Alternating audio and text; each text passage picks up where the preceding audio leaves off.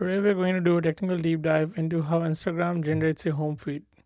This is one of the most complex and fascinating challenges in the modern software engineering. By the end of this video, you'll understand the architectural decisions that power one of the largest social networks. Now, let me start by explaining why this topic matters. The feed in Instagram's most critical component. When you open the app, you expect to see relevant posts from people you follow and you expect to see them within milliseconds.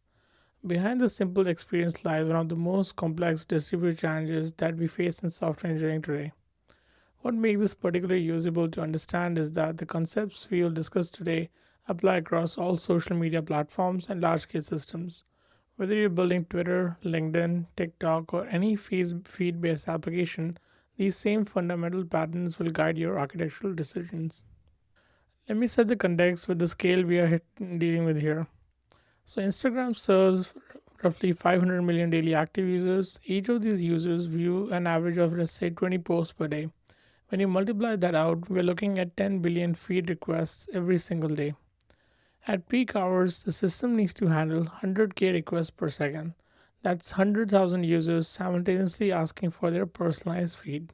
Now consider that each user follows an average of 500 people. The system must generate a personalized feed for each of these requests and it must do so within 500 milliseconds. This scale immediately eliminates simple solutions. What works for few thousand users completely break down at this amount of scale. Let me show you how the most obvious approach that engineers would generally think of it at first. The very basic solution will be pretty straightforward. When a user requests their feed, you query their database to find out all the posts from the people they follow, sort those posts by the timestamp, and then may try to return the most recent ones. On the surface, this seems like pretty reasonable, but thing is, when we hit the scale at the Instagram level, this won't be able to work. Now, let me walk you through the SQL implementation of the basic approach that we just discussed. First, you'll query the follows table to get all the users that this person follows. Then you might take those user IDs and query the post table to get all the posts created by those users. Finally, you sort by create timestamp in a descending order and limit them to the top 20. This code looks clean and simple, but here's the problem. If a user follows 500 people and each of those people had posted, let's say, 1,000 times, this query must scan through 500k rows, sort all of them, and then return just the top 20. Now remember, we're handling 100k requests per second. This expensive operation would need to execute millions of times per minute, and the database simply cannot handle this load. So now let me break down the three critical bottlenecks with this approach. Number one, the database load. Scanning hundreds of thousands of rows per request completely overwhelms the database. Even with the proper indexes, joining data across 500 different users is just very super expensive. Number two will be query time. Like sorting 500k rows takes somewhere between 200 to 500 milliseconds. This exceeds our entire latency budget even before we have added the network time or any ranking logic. Now, number three is that there's no caching opportunity. Every single request in this approach hits the database. There's no way to reuse the computation when multiple users request their feed around the same time. So, what does this tell us? This tells us that we need a fundamentally different approach. We can't solve this problem by simply optimizing queries or just adding more database servers. So, in feed generation systems, there are two fundamental philosophies that represent opposite approaches to this problem. The first is fan out and write, also called the push model. In this approach, when someone creates a post, you immediately push that post to all of their followers' feeds. This makes reading the feed very fast because it's already pre-computed. However, writing becomes super expensive because then you have to update many feeds. The second one is fan out and read, which is also called pull model. Here, when someone requests their feed, you pull the post from all the people they follow in real time. This makes writing fast because you only store the post once. However, reading becomes super expensive because now you must compute the feed on demand. Each approach has distinct trade-offs, neither is universally better. The key is understanding is that when to use which one. Let's explore both in detail in the next few slides. As you can see here in the flowchart, let me start with the push model, which is the fan out and write. In this approach, we pre-compute the feeds and store them in a fast cache, like in the flow diagram here. When the Alice creates a post, the post service receives it. The system then queries to get all of the Alice's followers, Let's say Alice has three followers: Bob, Carol, and Dave. The system immediately writes new post to Bob's feed cache, Carol's feed cache, and Dave's feed cache. All of this will happen at the right time when Alice will create the post. Now, later when Bob, let's say, requests his feed, the system simply reads from Bob's precomputed cache. Same for Carol and Dave. Each of these reads is extremely fast, typically around 50 milliseconds. The key insight here is that we're doing the expensive work once at the right time and then serving it cheaply many times at the read time. Now, let me show you how this implementation could be done in code. When a post is created, we first insert it into the post table to get a post ID. Then we query the follows table to get all the users who follow this person. For each follower, we add this post ID to their feed cache. The cache uses a sorted set data structure where we store the post ID with the timestamp as a score. And then this allows us to efficiently retrieve the posts in the chronological order. Notice that we're iterating through all the followers and writing to each of their caches. This is a fan out happening at right time. Now let me explain the benefits of this approach. Number one is fast reads. When a user requests their feed, we simply read from the pre-computed cache. This query becomes as simple as get the latest 20 post IDs from the user's cache, which completes in 10 to 50 milliseconds. The number two is predictable performance. Read latency is very consistent because we're always doing the same simple cache lookup. There is no variability based on how many people a user follows or how active those people are. The number three is simple for users.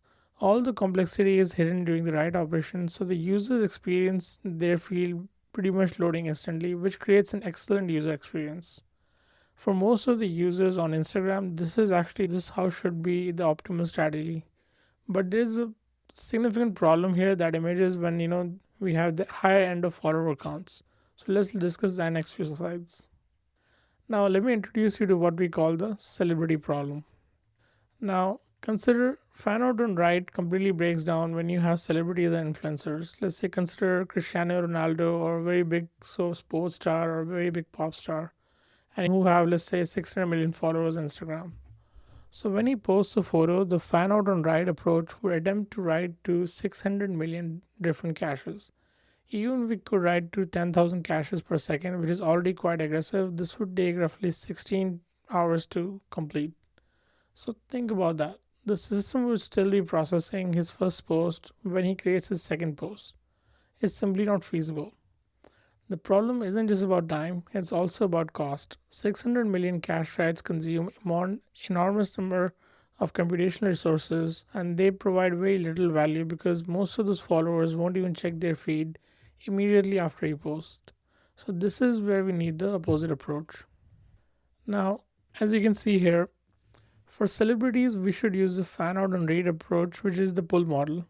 As showcased in the flowchart here, when Bob requests his feed, let's say the system will first query to see who Bob follows.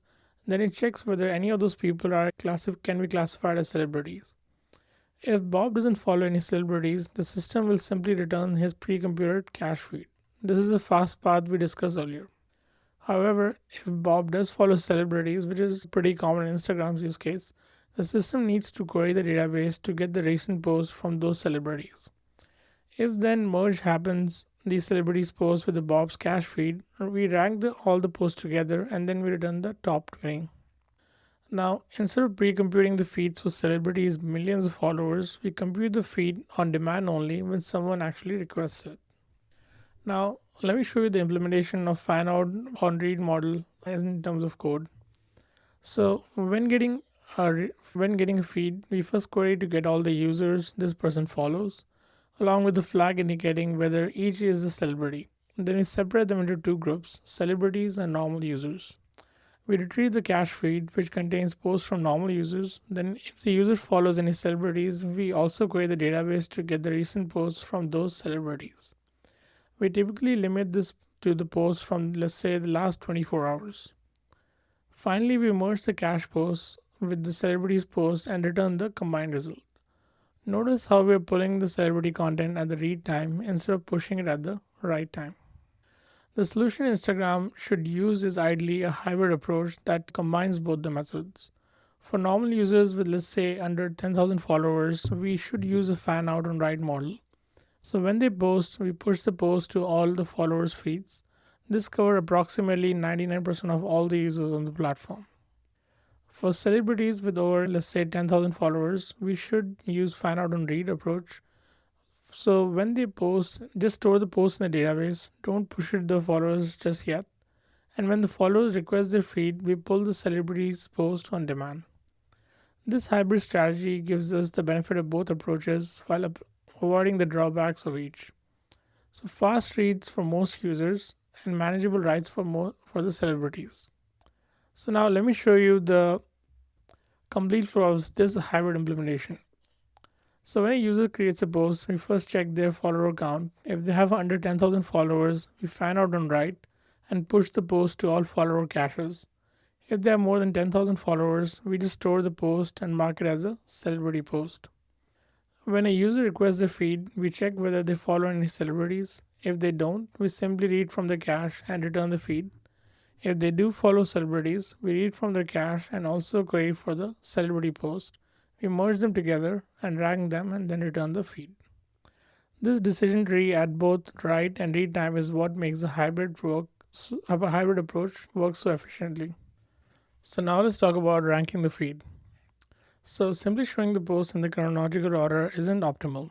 Instagram should rank posts to show the users content they're most likely to engage with. The ranking algorithm should consider multiple signals. Number one is recency.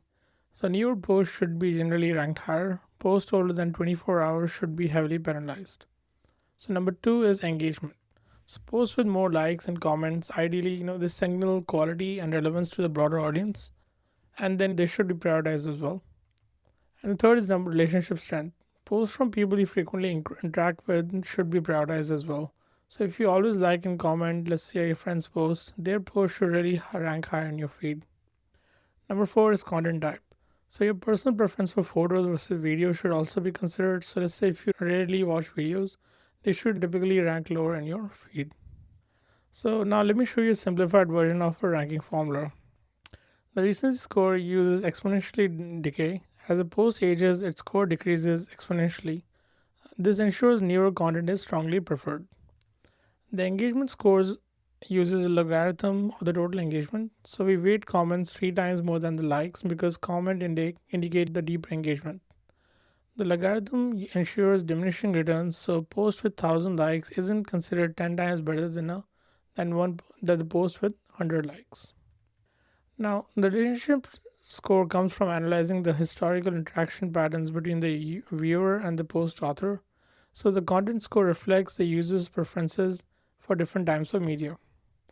The final score should be ideally like a weighted combination, something like 40% recency, 30% engagement, 20% relationship, and 10% content type. In production, Instagram sure uses machine learning models with 100 features, but this is like a simplified approach to get started with to capture the essentiality in, let's say, interviews. Now, let's talk about caching. So, caching is absolutely critical for performance at this scale. The feed cache structure should use ideally Redis solid sets, and the key should be, let's say, in format of, let's say, feed followed by the user ID. For each post, we add the post ID as a member with the timestamp as a score. The cache should have ideal, let's say, time TTL time to live of, let's say, 5 minutes, and after 5 minutes, the cache expires. So this balances freshness with computational cost.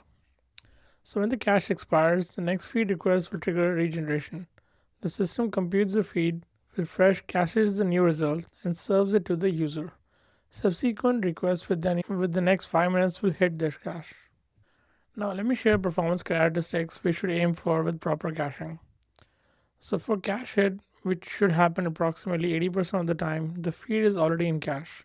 The response time should be 50 to 100 milliseconds, and no database queries are required in this case at all. For cache miss, which should happen around, let's say, 20% of the time, the feed should be generated from scratch. The response time here would be roughly between 300 to 500 milliseconds, and this requires database queries, so ranking computation and then the caching the result as well. So the cache hit rate directly impacts both latency and infrastructure costs. A high cache hit rate means better performance and lower load on your database. Now let me walk you through the complete feed generation workflow from request to response. So when a user requests their feed, we first check the Redis cache. If we have a cache hit, we immediately return the cache feed. This is the fast path. If we have a cache miss, we request the database to get the user's followees and then check whether any of them are celebrities. If there are no celebrities, we read from the normal user caches, and if there are celebrities, we read from normal user caches and also create a database for the celebrity posts. We then rank all the posts using a ranking algorithm. After ranking, we hydrate the post data with full details. We update the cache with this result and finally return the feed to the user. So the entire flow needs to be completed within 500 milliseconds for cache misses. Now let me explain the hydration step in a bit more detail. After we have ranked the post IDs, we need to hydrate them with full details. Hydration means fetching all the associated data needed to display each post. We run a single query that joins the post table with the users table. This efficiently fetches the post content along with the author information like username, and profile picture. For each post, we also need to get the like count, comment count, and whether the current user has liked the post. So these counts should be stored in cache for the fast access because the computing them from the database would be too slow. By doing this in a single query with a join, we avoid the n+1 query problem. This hydration step typically takes 50 to 100 milliseconds. Now let me share the performance metrics we should target with the architecture. For a cache hit, latency should be 50 to 100 milliseconds. For a cache miss without celebrities in the feed, latency should be roughly 260 to 360 milliseconds. For a cache miss with celebrities, latency should be 400 to 500 milliseconds. For memory usage, each cache feed should be consume approximately 1 kilobyte. This is just storing post IDs, not full post objects. So the cache hit rate should target roughly 80% or higher. If you're below 80%, either your cache TTL is too short or you need more cache capacity. So these metrics guide the infrastructure provisioning and optimization decisions. So they give you concrete numbers to monitor in production. As the system grows, several components need careful attention for scaling. Number one, Redis cluster. You should partition cache feeds across approximately 100 Redis instances using, let's say, consistent hashing. Each instance would handle roughly around 5 million users. Number two is database sharding. So you should ideally partition the database by user ID. The key principle should be the post and follows for each user live on the same shard. This makes query efficient because you're not joining across shards. Number three is worker pool. For fan out and write operations, you should see asynchronous workers that can scale independently. During peak hours when posting activity is high, the worker pool should expand automatically to handle the increased write volume. Each of these scaling dimensions operates independently, so which gives you flexibility in how you grow the system. Now let me discuss the key trade-offs and decisions in this architecture. Number one is eventual consistency. So users might not be able to see their own post in the feed immediately due to the cache propagation time. This should be acceptable for ideally better overall performance. The slight delay is worth the massive improvement in the system throughput. Number two is celebrity threshold. The 10,000 followers threshold should be configurable, so lower values reduce write amplification, increased read complexity. Higher values do the opposite. You should tune this based on your specific load patterns and what your current system is trying to do, whether it's Instagram scale in 2015 or whether it's Instagram scale in 2025. And number three is cache duration. So the 5 minutes TTL balances freshness and computational cost. Shorter TTLs means fresher feeds but more cache misses. Longer TTLs save computation but reduce the freshness. This should be a carefully considered trade off based on your user expectations. Now, these decisions reflect Instagram's specific priorities and constraints. And again, your system might have different optimal value, so that needs to depend on that business requirements as specified for your system versus, let's say, for Instagram or any other new social media network. So let me summarize the essential concepts we have covered. Number one, the first approach of querying all posts at read time simply doesn't scale beyond small systems. It creates database bottlenecks and a very and acceptable latency. Number 2 is fan out and write optimizes for fast reads by pre-computing the feeds. This works extremely well for users with moderate follower counts, which is the vast majority of users. Number 3 is fan out and read optimized for fast writes by computing the feeds on demand. This is necessary for celebrities with millions of followers where pre-computation would be very expensive. The number 4 is the hybrid approach combines both strategies, applying each where it's more effective. This gives you the best of both worlds. And number 5 is aggressive caching with 5-minute ETL should achieve roughly 80% of cache hit rates, dramatically reducing the database load and improving the latency. Number 6, ranking algorithms personalize the feed beyond simple chronological ordering. So please remember that. This improves the user engagement by surfacing the most relevant content first. So we covered the very basic version of the calculation of the score for this. In production, obviously, Instagram uses machine learning and models and more specific AI models for that. So now these patterns also extend far beyond Instagram. So Twitter, for example, it uses similar fan out strategies for their timeline. LinkedIn applies pretty comparable logic to their professional feed.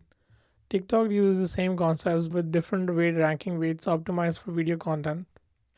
However, the fundamental challenge remains consistent across all these platforms, which is to deliver personalized content to millions of users with low latency and high relevance. So, understanding these patterns prepare you to design any feed-based system at scale. Whether you're building a social network, a news aggregator, or a content recommendation system, these architectural principles will guide your decisions. To deepen your understanding of these concepts, I highly recommend exploring a few resources. So, the book Designing Data Intensive Applications by Martin Klupman provides pretty comprehensive coverage of distributed systems patterns. This is essential reading for any engineer working on large scale systems. For more practical implementation details and more additional system design content, please feel free to visit my website at mukulraina.com, mukulraina.com, where I share my learnings and insights from my last 12 years of career, and we cover more deep dives and technical topics like this. You can also find my technical content on my YouTube channel at Mukul Raina at the handle MUKULRAINA, where I regularly post videos like this on system design and software engineering. So the principles we discussed today apply to many large-scale systems, not just social feeds. They are fundamental patterns in distributed system engineering. Now, some closing thoughts. Feed generation represents a very fascinating intersection of distributed systems, databases, caching, and algorithms. It's a problem that requires thinking carefully about each layer of the stack. What appears simple to users, seeing 20 posts when they open an app, requires pretty careful architecture decisions and a lot of engineering underneath. This is what makes it such an interesting challenge. The hybrid fan-out strategy combined with aggressive caching and ranking algorithms is what enables Instagram to serve 500 million daily users with excellent performance. These same principles will guide your work on any large-scale user-facing system. The patterns are widely applicable. Thank you for watching, and I hope you found this deep dive valuable. If you want to explore Instagram's complete design system in much more greater depth, I have created a comprehensive course that covers all 10 major components of Instagram's architecture. This includes database design, API architecture, media storage, and CDN strategy, capacity estimation, and much more. This course provides 5.5 hours of detailed content with actual schemas, code implementations, and real-world considerations. You can find the link in the description below or as one of the comments as well. Again, thank you again for your time, and I look forward to seeing you in the next video. Thank you.